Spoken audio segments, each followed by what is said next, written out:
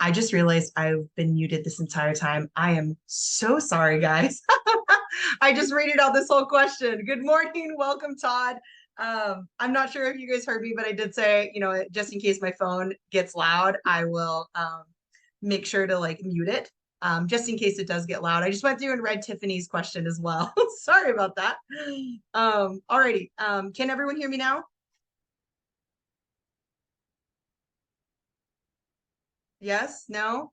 Okay, good. Thanks, Todd. Okay, cool. Awesome. Alrighty. So, Tiffany, your question. We're trying to figure out how to start building out triggers. The first thing that I kind of want to understand is right now, how are you getting your properties populated? Are you filling it out through the intake form, or are you? Okay, wonderful. Okay, awesome. Yeah. Are you filling it out through the intake form? Are you importing it? Do you have it come in as are you filling out a manual property, or are you having it come in through a different avenue? And the reason I ask that is because that's going to be kind of determining what templates are going to be applied, right? If we're using that intake form sometimes are imported. Okay, awesome. So when we're talking about the intake form, we would want to have specific form triggers to bring on those trigger templates. So when we're building this out, I can say, when it's approved or submitted, submitted, we're going to say add or remove template and say add. Once we've added that on here, we can add on task templates. Continuing to scroll, we've got document templates, trigger templates, date templates, commission templates, and one sheet. So you can add your trigger templates on through here. For example, when we do that, obviously we would still want to use the same kind of conditional logic. So this one says sample. Let's pretend it says inspection. So we would want to say, inspection triggers. The condition that we would want to have is that, are inspections required?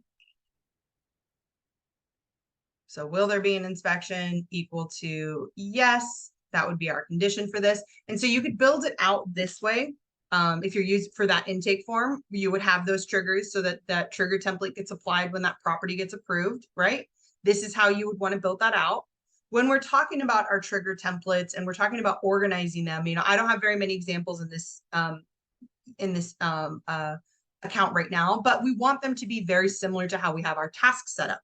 We want a buyer inspection task template. We want a buyer inspection property trigger template, okay? Because we only need those triggers to apply if there's an inspection. This is how we would want to set it up for those property triggers. We would want, the buyer side, the seller side separate. We would want whether or not you're handling your inspections, your appraisals, your HOAs, and whatever other processes that you guys handle that you would need to send communication out, you would want to have them separated into their own property trigger template template by themselves. So when we're talking about not coming in through the intake form, right? We're not creating triggers that come in through our form triggers on our intake form when our intake form gets approved. When we're talking about importing from SkySlope or from .loop, what instead we're going to want to do is we're going to want to create a property template. Okay, so I'm going to create this property template and I'm just going to call it property triggers only. Okay, so we're going to call it property triggers only. When we're talking about being on the scale plan, creating property triggers and having this, what we would want to do is we'd want to create a property trigger for each area that you would want to bring on through that property template. So when we're looking at property templates, right now we can add triggers, tasks, fields, documents, dates. What we would want to do instead is have all trigger templates, property trigger templates that bring on those different processes that you handle. So for example, you would have, whether or not you're handling inspections, whether or not you're handling HOA, whether or not this is a finance deal, whether or not, what's your process for escrow, your main under contract emails, whether that's buyer side or seller side. And then same with your fields, right? When we're talking about property trigger templates, we're not just talking about building out, for example, emails and text messages and templates. We're also talking about saying, we want to add or remove field sections as well when certain conditions have been met. So when you're talking about that property trigger template, you're going to want to build it out that it has your templates. If you need task templates or document templates, I think in this case, this is a document template here that gets applied if inspections are yes. We would want those text messages, email communication if we need email communication, but we would also want to build it out that it brings on those fields as well.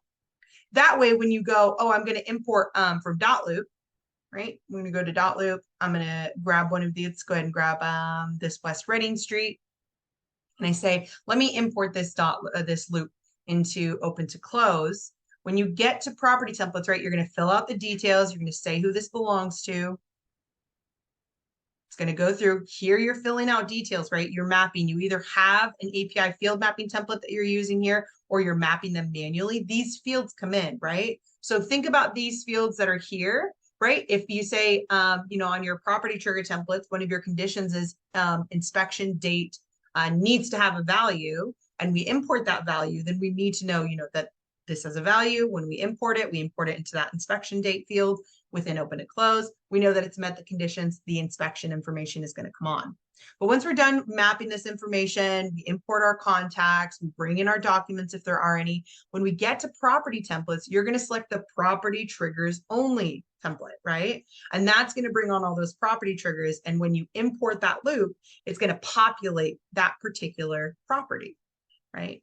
When we go through and we're continuing to fill out fields, that's where triggers will start to fire off, whether they're field triggers that automatically bring on fields, or whether it's triggering emails or text message communication to be ready to, you know, send out. So that's sort of the idea behind it. I've seen some people do hybrid kind of property templates when they're using this, where, you know, they've got mainly their trigger templates, right? That's associated, but they know, you know, for their document templates, they don't need to create a trigger on their trigger templates to bring on, you know, their purchase contract, counters, supplements, and disclosures, right? Their main documents, they need that every time. So they have it automatically say, come on with my property template.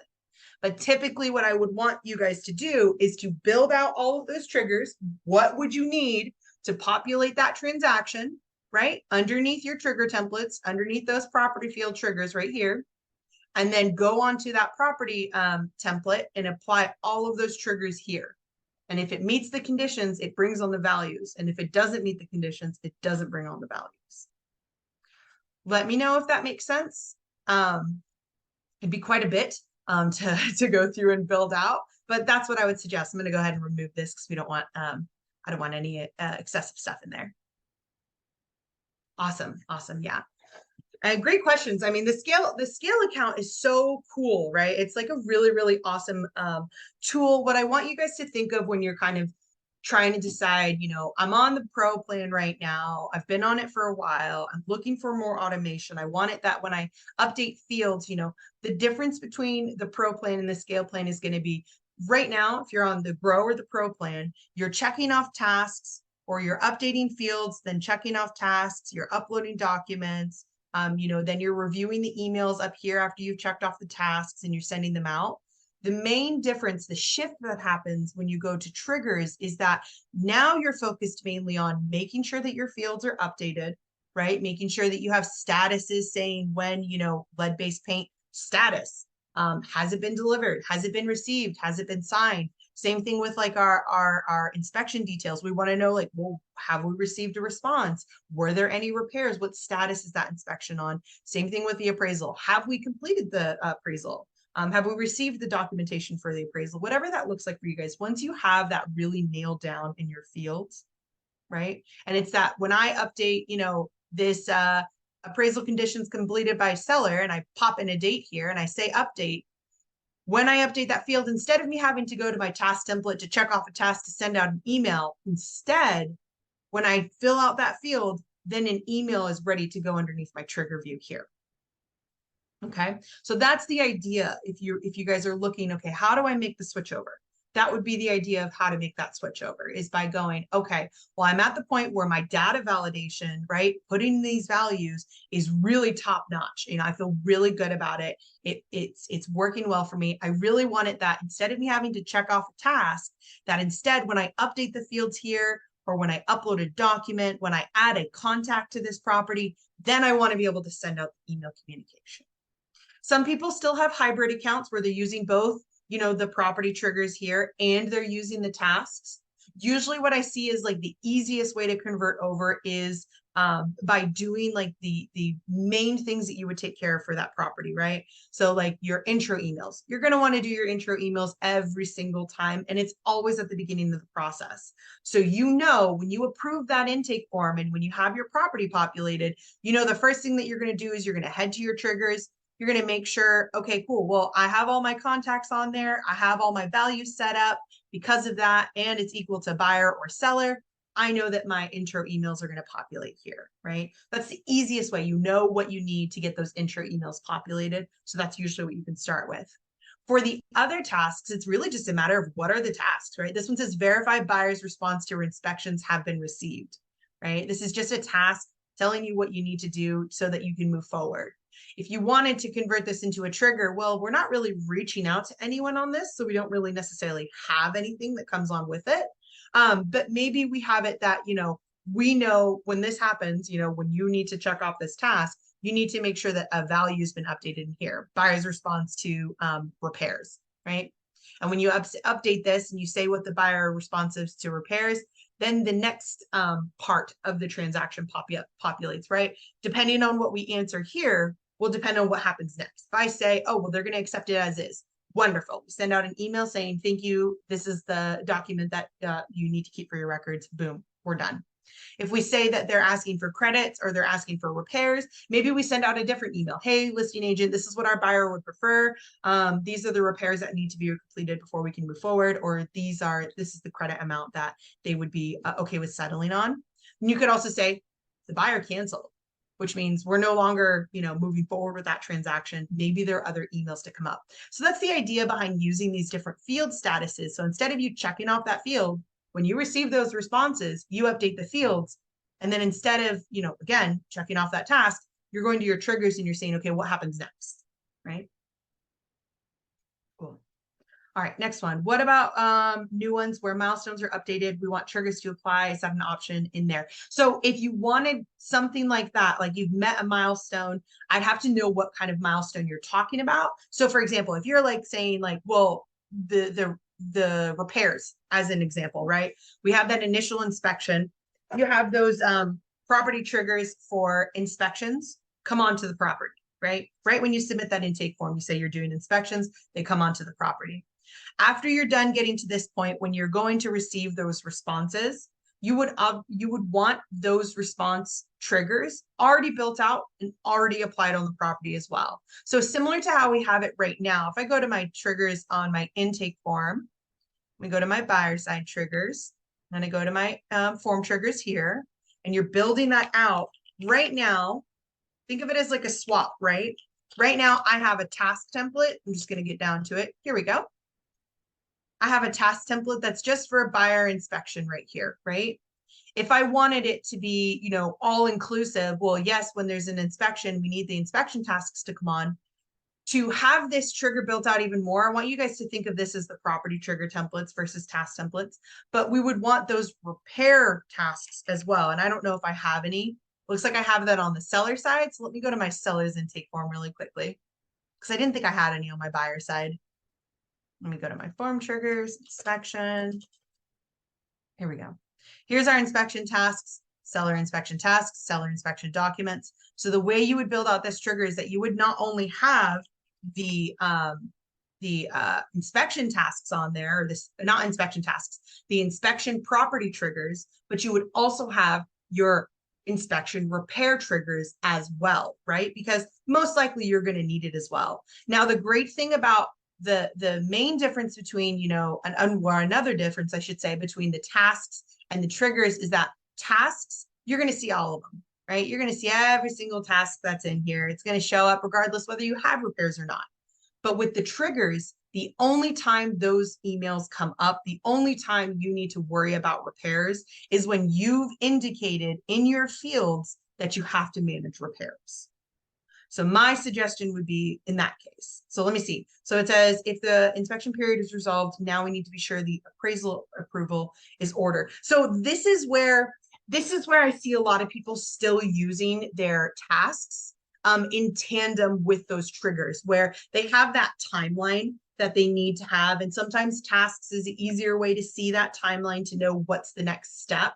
The other thing that you could do is you could train your TCs that, well, we're working down the timeline, right? And in this case, if I click on this little clock icon up here at the top, I can see all of my due dates. I can see them in order of what they're due. And so if your appraisals happen after your inspections, if the due date is after, then you could just go down the line. Okay, we've received our earnest money, we're good. We've received our application, we're good. In this case, appraisal's above it. But if we swap the two, we'd say, cool, our home inspection is good. Now I need to make sure our appraisal has been completed. So you could either use the timeline to kind of keep track of those dates, or like I said, you could have very basic tasks. There we go, that's that alert. Thank you for mentioning that earlier, Todd. Otherwise, I would have been like, oh my gosh, what's going on my phone? If anyone else is receiving their alert, go ahead and feel free to take a second to mute it. Awesome.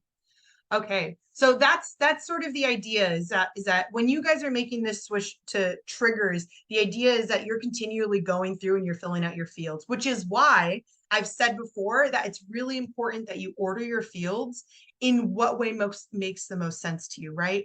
Right now, the way I have it ordered, I've got property details, appraisal details, finance details, inspection details, lead-based paint, and home protection, right? If for your guys' process, you would do, you know, first we get it and we worry about our earnest money, and then we want to focus on making sure that our appraisal's been taken care of next, and then our inspection, and then financing, I would suggest reordering these fields, right? When we go to look at our field editor, I'm going to go to groups, I'm going to go to sort groups, and then here when I'm looking at this list, it might make sense to have this in the order of your contract or in the order of what would be completed next in that process, right? So your properties kind of reflect, okay, when I'm on this property, all of the fields at the top should be filled out, right? Because that's the first things that I need to get done. Continuing to scroll down, now these fields need to get filled out, these fields need to get filled out, and so on and so forth. Let me know if that makes sense. A lot of the time, like I said, people are still using their tasks to continue to make sure that you're meeting those deadlines. Maybe it's just a task that as simple as says like appraisal timeline started, right? After you're done with your inspections, you go into your appraisal phase. Or like I said, you're working off of the triggers and you're working off of, you know, updating my fields. When my fields are updated, then it goes done. Cool. All right. Let me know if there's anything else. Feel free to ask any more questions on the scale plan or the triggers, Tiffany. Alrighty. So next question. If I want an email to be sent on January 1st of next year, is the way to code my email with the date template? Not currently. No, there is no way to do that. Usually what I see people do is they'll have a field, and I believe I have that field. Let me just see, which is called like last day of the year. Last day. Here we go. Last day of the year. And what they'll have is that last day of the year in there. And then they have that task with that's due one day, you know, one day after the last day of the year, or January 1st, technically, one business day after the last day of the year. And what that can do is that'll populate so that way you can send it out. But you would have to manually enter in that last day of the year as of right now. It's definitely something that we're investigating and kind of looking into how we can set that up, but that's how you would do it currently. Cool. Okay, next question. I also have a client. Oh, that's right. Your part 2 question. Email templates that apply to him. He'll be sending those next week. I need to see how it would be best to accommodate. So again, I would figure out, you know, first we need to figure out how do we get those email templates to apply, right? So if it's a specific client, if you find that you're going to be doing this for a couple of clients, right, then maybe we need a field that says agent name, client name, or something like that. That's a choice field, right? So I'm just going to create like a little baby choice field here, and I'm going to say clients. I'm just going to name it client. We're just going to keep it super easy, simple. We're going to say that this field type is a choice. And the reason we're going to say choice is so that your internal team can say whether it's Hannah, whether it's Kelly, or whether it's Jill, right? Those are my 3 clients that I'm taking care of. When you're on the scale plan, you're going to be thinking about how are you going to have those people on there, right? So here we've got Jill, Kelly, Hannah. When we build out those triggers, we can have a specific property trigger template. So I'm going to say this one is specifically for client name triggers or emails, whatever you guys would like to call it there. You're going to say property triggers here. You're going to say create template. And then when you create this template, every single one of these triggers that has these emails, you're going to want to do a two-parter for the condition. First part, you're going to say that if the client name, right, using that field that I just created, client name is equal to Hannah, that's when I want this email to go out. But I also want it to only go out if it's equal to Hannah and it's whatever that other part is, right? You said that there's specific email templates that apply to him. Let's say he has a very specific email template that is related to HOA, okay? So we would want to say, as long as the client type is equal to Hannah and HOA is equal to yes, then their specific email template regarding HOA is going to be sent out to whatever that party member is. So this is how you could build it out in this way. You could also do something different where maybe you have a specific contact role for that client, right? Maybe it's a very specific contact role that's associated with them when they're on that property. They're the, I'm just going to make it up, they're the utility concierge company, okay?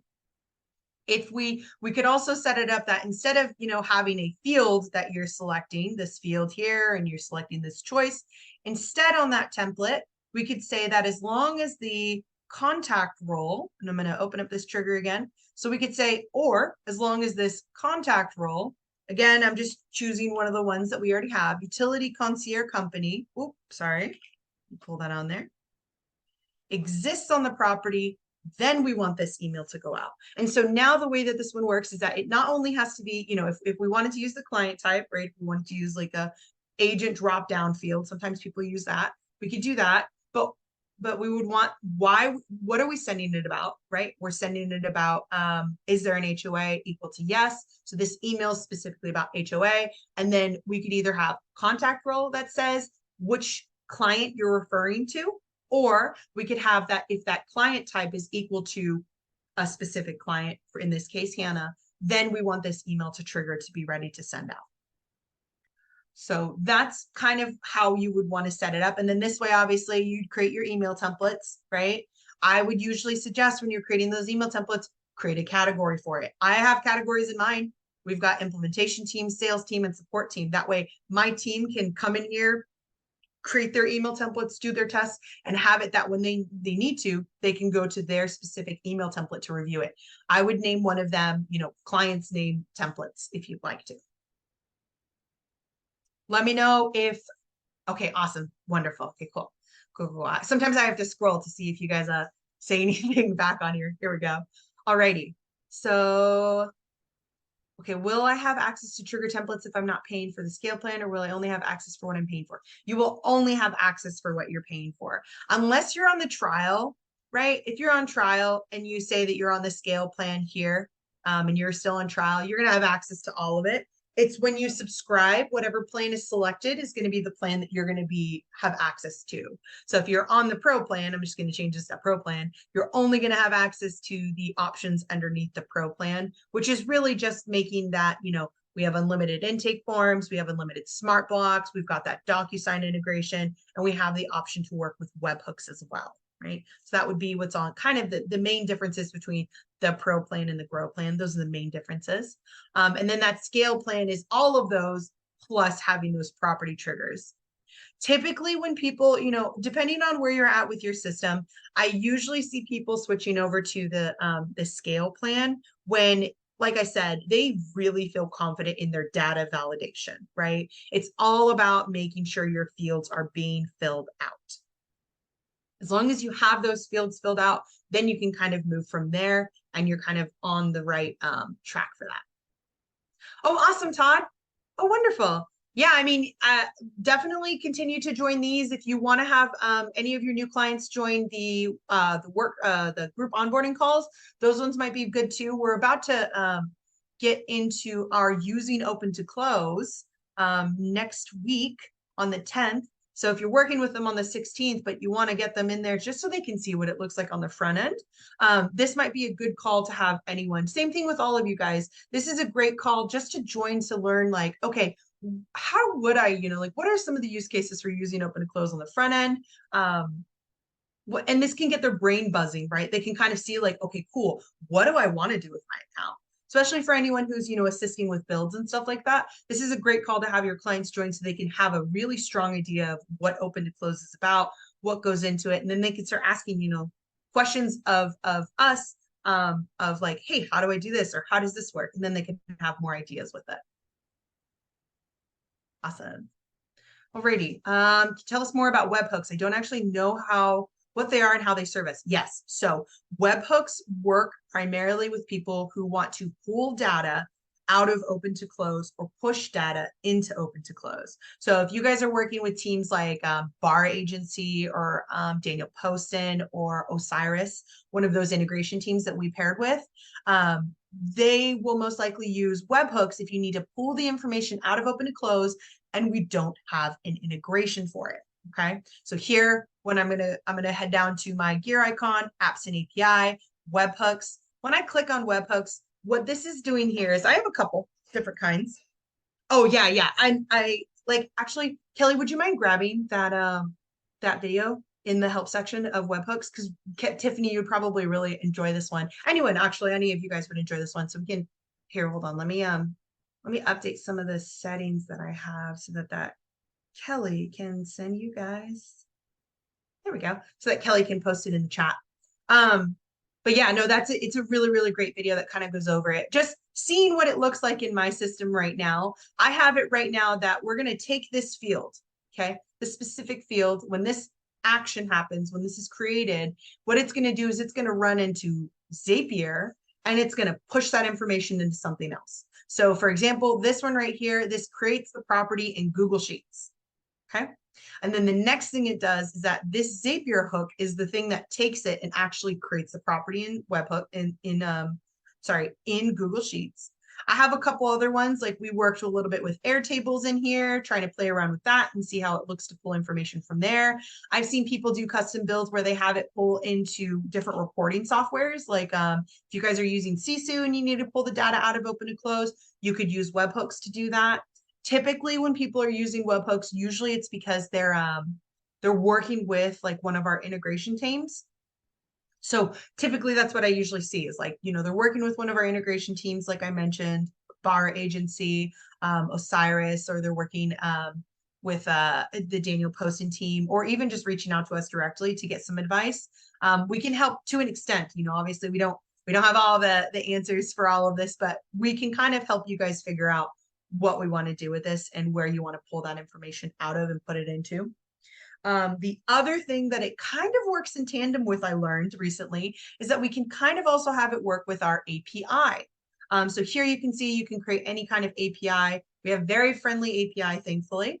When we're talking about using that API, again, you're going to want to get with a developer, right? You're going to want to get with an engineering team who really understands how to build out this information, how to bring this out. They're going to want some software, right? To run the program in the background, because this is stuff that's external from open to close. It's, hey, you can do all of this stuff. Here's all of the things that you can pull from open to close, right? And usually I see people using API in tandem with webhooks.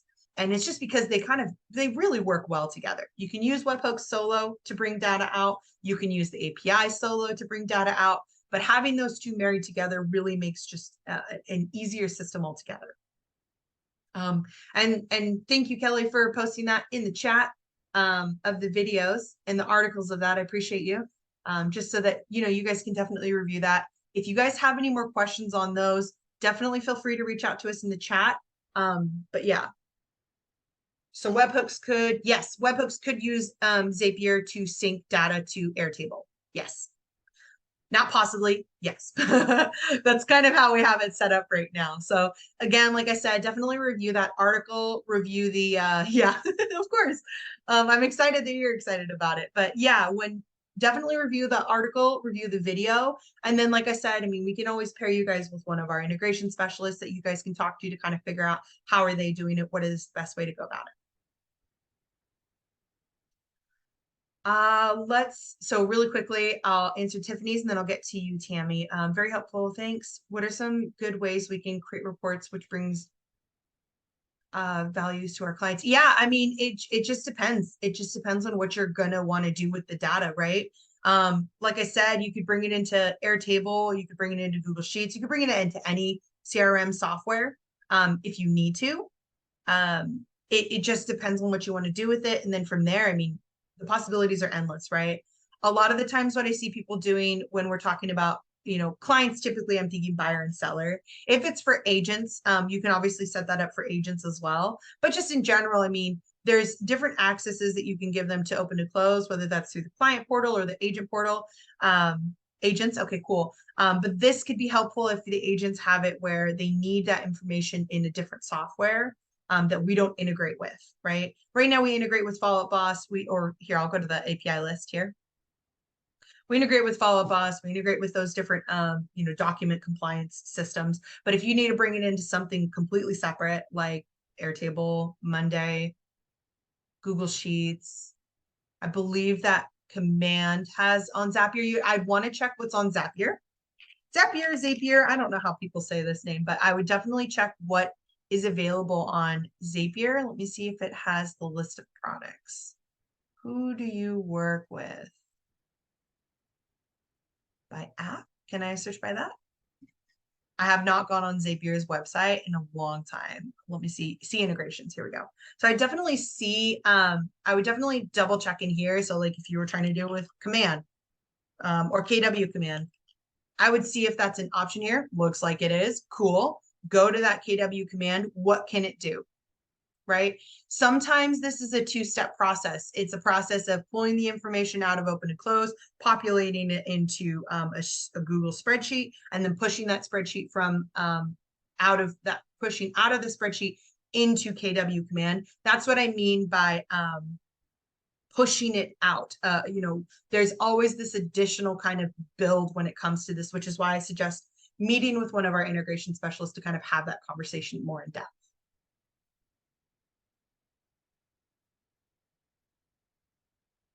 Yeah, absolutely. There's definitely, I mean, you could definitely use webhooks if you wanted to pull that information out. Tiffany, the other option would be, I mean, you can technically create, custom reporting with our reporting widgets. You can pull the data out through an CSV. Really, when I see people using the webhooks, okay, sorry about that, guys. I think someone else grabbed onto the room and didn't notice that we had the Wednesday workshops going right now. So it ended up ending. Sadly, with that, the questions go away. So I don't have access to the questions that were asked. Definitely populate them back up into the Q&A and we'll get to them. I feel like the last thing we were talking about was we're talking about emails. Tammy, I know you had a really great question, but I can't remember what it was. I'm so sorry about that, guys. It's just a miscommunication within our internal team. The room got grabbed by someone, and it should not have. So yeah, I'll wait until you guys can populate your questions back into the Q&A. I really wish I could pull them back up, but once the meeting room closes, think of this as a fresh meeting for us. Cool. Update on the app progress. Where is it? Where is it and where is it going? Yeah, so right now, I mean, I don't have any major updates as far as for the mobile app. I mean, we are actively working on it. It's something that we'd like to have launched as soon as possible, obviously, but I think that we're geared for maybe possibly the end of the year or at the beginning of the first quarter of next year. Possibly, again, I don't have necessarily an ETA on it just because it's a big overhaul. When we're talking about what we're doing with the mobile app, I mean, we're trying to get to the point where we're having it set up where, you can log onto your phone, you can fill out an intake form, you can check off tasks, you can send out emails. That would mean, smart block functionality within there. I believe that we're looking into having it set up so that you guys can use email templates within there. There's just a lot of things that go into building out it and kind of restructuring it. But it is something that we're actively working on. It's one of our projects that we want to complete this year. 2 months seems like a very long time, but it also is a very short time depending on where we're at.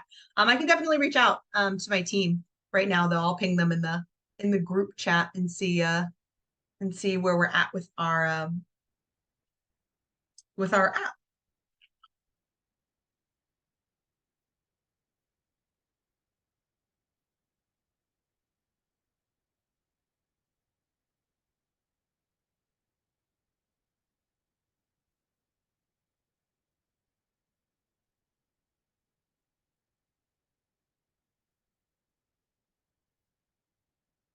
Awesome.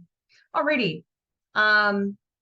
Next question. If I edit an email template, how do I ensure it's updated in my tasks? I had a new transaction and the intro email didn't render correctly. So it depends. When we're talking about editing email templates, and this is a big reason why I love email templates, is that when we talk about editing them, as long as that email template is still attached to that particular task trigger, then we know that it's going to update correctly. So here we've got this intro email to buyers. I'm going to select edit. I'm going to put some spaces at the top and I'm going to do meow, meow, meow, meow. And I'm going to highlight it in bold. Okay. When I add that in there, it's going to update it for all of the other places that this email template's being used. This includes when an email template is on a transaction. The only time it doesn't upload or update, I should say, is if that email is detached from the template. Okay. So I'm going to go over to this property here. We've got this send intro emails right here, right? Send opening emails to party. When I click on inspect, if I just see it say message up here at the top, it is officially detached from that master email template. That means that if I make any changes to this email template, this is just for this specific email on this particular property. It is not going to update it. Okay. When we're talking about the other one, though, if I scroll down, here's my send intro emails to buyers. When I click inspect on that, what do we see at the top? Meow, meow, meow. So the reason that this is connected is because up here at the top, we have it still connected to that template. Anytime you guys are editing, if you click on edit the template and you get this message and you just say yes, what you're doing is you're saying, I want to detach this email from this email template. That means that any updates that I make to this intro email are not going to reflect on this anymore because it's no longer attached to that email template. Right. So what I would do is Wes, go into your account, go to that email where you needed to update that intro email and double check to see if you see the word template here, right? When we're inspecting that particular template, we're just going to click inspect. As long as it says template there, that means that it's still associated with that template. That means if I make any changes to this one, this template right here, I don't know which one this is, inspection template. If I make any changes to that inspection template, it's going to reflect on the property. However, if your email looks something like this, where it just says message, what that means is that it's been rendered. It's no longer attached to that email template. To show you what it looks like when we render it right here. So I'll click on inspect on this one. Looks like there's no email template on that one. Let's go to that initial reminder for inspection date. When I click on inspect, I'm looking at it here. When I select edit here, once I select render, it's no longer attached. You cannot reattach it. Okay. So when I say yes, and it detaches, that's it. It's detached. It will never go back to being attached after that point. So now I can edit this email, pop in what I need to pop in, close from here. And if I need to inspect it again, we can see here that it's been detached. How would an email get attached in a brand new transaction? How does it detach in general? You have to select that edit button and you have to say, yes, you want to render the email with all of the merge fields rendered, right? So when I go back to inspect and I click on edit, if I click on edit here, that's going to detach it. The other way that an email template can be quote unquote detached is if you never set up an email template in the first place. So if we're talking about creating those triggers on those tasks, I'm going to go ahead and go to my main buyer under contract. I'm going to open up that send opening emails. Right now, both of these emails are attached to a very specific email template. Okay. So it's going to, by default, be attached to that email template. When I update that email template, it's going to update the email on here, which is going to update it on the property as well. Now, if I build out a trigger and I go, when the task is completed, I want to send an email. This is populated. Cool. Let me build out my email. I'm gonna do intro to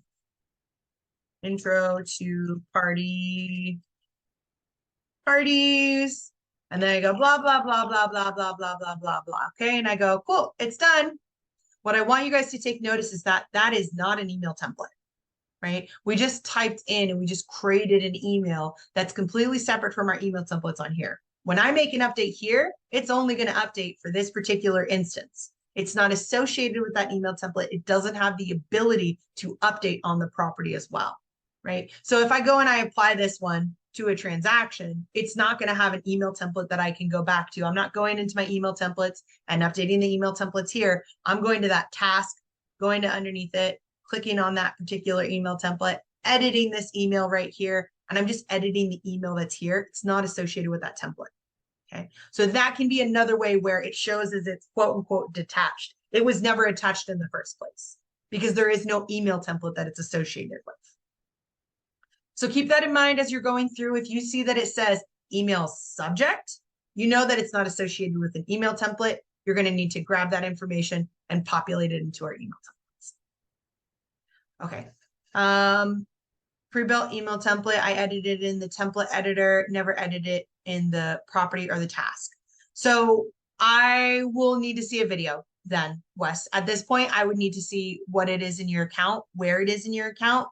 So if you want to submit a ticket and just say, this is the email template that I edited, and this is the property where that email template did not update, right? Just like I showed you when I entered in that meow, meow, meow, and we go down to my opening emails that I inspect, those edits reflect. If you're not seeing those edits reflecting here, then there's something else that might be going on with your system. And I'd want to get a developer to take a look at it. And you said that you think that the smart blocks didn't load. So if this is it that the verbiage that you're just typing in? So for example, this is just me typing in verbiage right here, right? Is it that the verbiage is incorrect here that you've typed in? Or is it that your smart blocks, for example, I'm going to highlight these 3 smart blocks here, are not populating correctly, or they're not populating at all?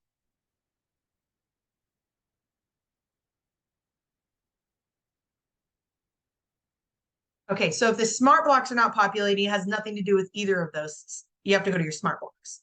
So it has nothing to do with your templates at all. That has to do with your smart blocks. So what I would do is I would locate the email template that is having the issue, okay? So I'm just going to go back to our email templates. We're going to go down to our buyer intro one. I'm going to select edit. You're going to say, Hannah, my HOA responsibilities is not populating correctly. Why isn't it populating correctly? What I want you to do is I want you to highlight that smart block within the email templates and click on SB. What this is going to do is it's going to pull open and show you the name of that smart block. It's going to show you the smart block verbiage, and it's going to show you what condition is associated with it. 99% of the time, the reason the smart blocks don't populate correctly is because they do not have the correct condition, or their condition has not been met. That's when the smart blocks don't populate correctly. The other times that smart blocks might not populate correctly is it could depend on, the formatting of the smart block, right? Maybe you need it as an inline smart block. That means that, as we're reading the subject right here, we want it to be in line with it. Versus, having it like this, which is going to create a new paragraph, right? This is going to be on its own bullet point and paragraph. So I would first double check here. Cool. We see that it's this smart block. I'm going to go ahead and just copy that name.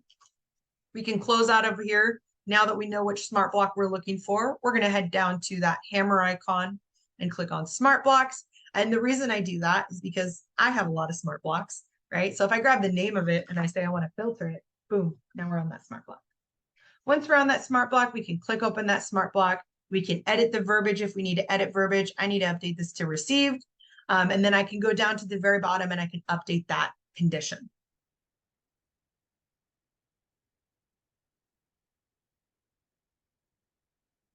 So when you manually apply the email template to the property, when you're going over to emails and you apply the email template in here, it looks perfect. But for whatever reason, when you preview it by clicking on inspect here, it doesn't look correct, right? That's what I'm reading.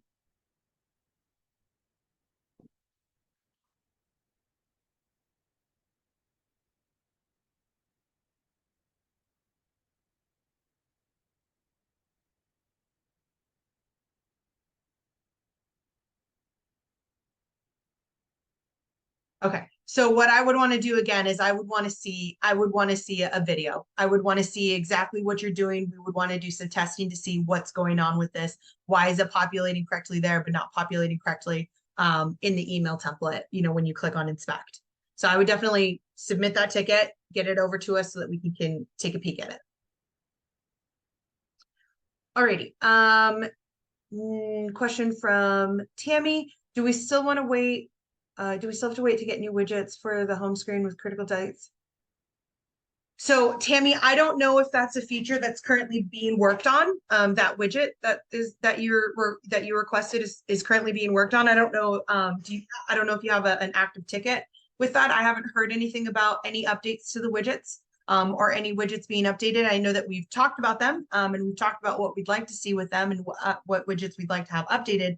But I don't believe we're working on any dashboard widgets at this time. Unless you have a ticket that's with support that says otherwise. I haven't told any. Yeah, so again, that would be you submitting a feature request to the Idea Lab, and then from the Idea Lab, our team would go through it, triage it, see what we can do with it, and then it would run from there. But it's something that's up to development and product design. It's not something that we can that I can like push forward anymore. It is a great idea for a widget. It's just it's not something that I can push faster down the pipeline other than talking about why we would want it. Okay, so what someone else had previously put in. Okay, good, wonderful. Someone was asking about doing specific emails for a specific agent. What we figured out to add a question to our intake form, is this agent on the team? And then we can select a name, a team name, a specific broker, or a certain agent, and then it adds a task that we have to set up for that team. Yeah, no, that would be great. That would be super helpful. So Tiff, if you're here, or if you come back and you rewatch this, because I'm hoping that we can, post both of these because we are recording, right? Okay, good. We're recording. What Tammy was suggesting is that Tammy has a specific field section that asks, who is this? Who are we working with? And then if they're on the team, that's someone who's on your team, but we can ask, what's the name of the person? What's the brokerage? Is there a specific agent underneath that brokerage? And so you can create kind of these chain link of questions that are on your intake form that, if you're the one filling it out, you can go through and select it. Now, if you're internal, right, if you have your agents filling out your intake form, how would we want to ask those questions internally? What I would suggest is just having them selected on this side instead of on the intake form. So for example, client, I would say, I just want my internal TCs to fill this out versus having it required on that intake form. Cool. Next question, Wes, how do you assign API calendar to a whole property rather than doing each date at one time? Absolutely, yes, great question. So when we're on that property, when the property is first created, okay, I always suggest first created, before you approve it, head to your contacts and select who you want to include on all of the calendar invites. If you want to see a list of dates, you can click on that timeline. Here's the list of the dates here. So I know I want Kelly to be on those. I know that I want Justin to be on those, and I know that I want Hannah to be on those, right? So when I select these, this is saying all of the calendar invites, I want these 3 people to be sent invites to them. The next step is to go to this drop down here. We're going to go to defaults and settings. We're going to scroll all the way down until we see property date sync. Once we see property date sync, we're going to grab the calendar that we want to sync it with, and we're going to select sync. Once we do that, here it gives you a notification. It says, hey, it's going to go through and choose all the attendees that you had said include on a calendar date, and it's going to send invitations to them, right? And then that creates that invitation. Could take several minutes because it depends on how many dates you have, but this is going to do it for all of the dates on that property, okay? All the dates that have been populated. And you can do this at any time. You can even go through and remove the dates from your property if you need to, or remove it from the calendar if you need to remove it from a calendar and add it to a different calendar. It just depends on what you need. Once you've populated that, you can, from that point on, go to that particular date. As long as it's associated with the calendar already, update whenever one-off people that you might need to send to invites to. Cool. I'm gonna go ahead and unselect these guys because I think that these will all sync to my calendar and I don't necessarily need those on my calendar. Um, awesome. My agent doesn't want invites. I just have a calendar shared with him. I don't know how to sign that calendar to the property. Okay.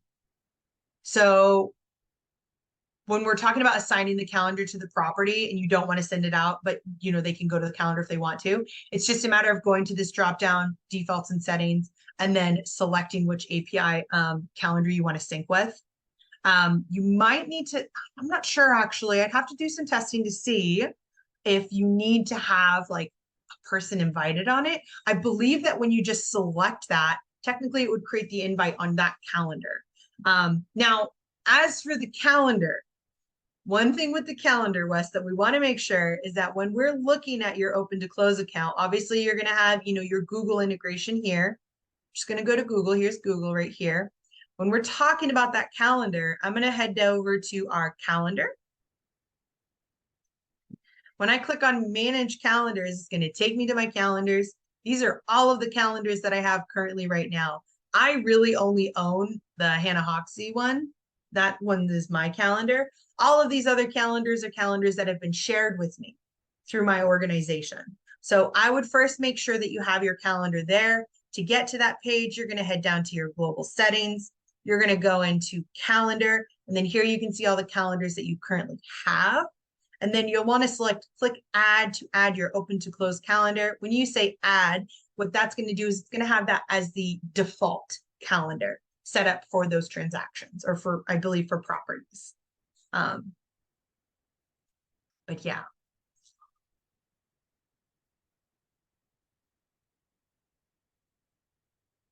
Yeah. Awesome. Alrighty, guys. Well, we are at the end of call. Apologies for the interruption. It's a bummer that we got disconnected and we missed out on some of those questions. If there's anything that you guys do recall, oh my gosh, wait, I remember this was something that I wanted to ask. Definitely feel free to reach out to us and support if you guys have any further questions about anything that we discussed. Other than that, like I said, like I usually say, we have our webinars. If you guys are looking to learn a little bit more, I definitely suggest using Open to Close 101 as for anyone who is new to the system or wants to learn more about the system. We also have next Wednesday our intake forms and property templates 101 as well. In the future, because we're getting more and more interest in it, I believe that we're going to start discussing having a scale specific class where we specifically just talk about building property triggers and how does that work. I think that, we're at the point now, we've got a lot of people asking about it, a lot of people interested in it. I think that'd be a fun call for anyone to join to kind of learn, okay, how do I build out my property triggers and how do I convert to them? Other than that, thank you guys so much for coming in today. I really appreciate everyone. Have a wonderful rest of your week, and I will talk with you later. Yeah, thank you, Wes.